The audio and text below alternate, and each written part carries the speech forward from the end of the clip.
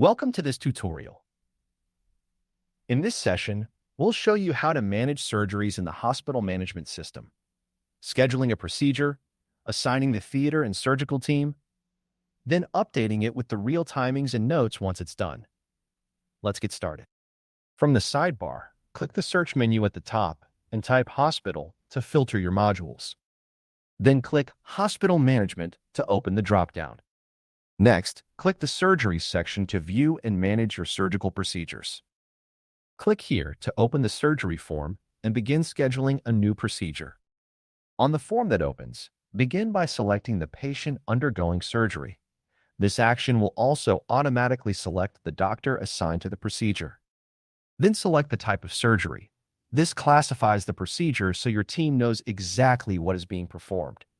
This automatically includes the price for the surgery as set during the system setup. Next, choose the operation theater and enter the specific theater name or number. Pinning down the location early helps you avoid clashes and keep your theaters properly booked. Click the Scheduled Date Time field and pick the date and time the surgery is planned for. Then enter the estimated duration in minutes. This helps your team block out theater time realistically and plan the day around it.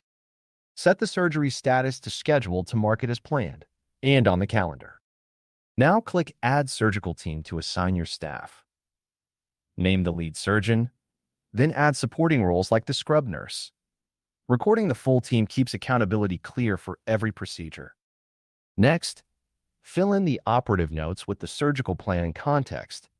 Then use the pre-operative notes field to capture the patient's pre-surgery assessment, things like test results and fitness for surgery.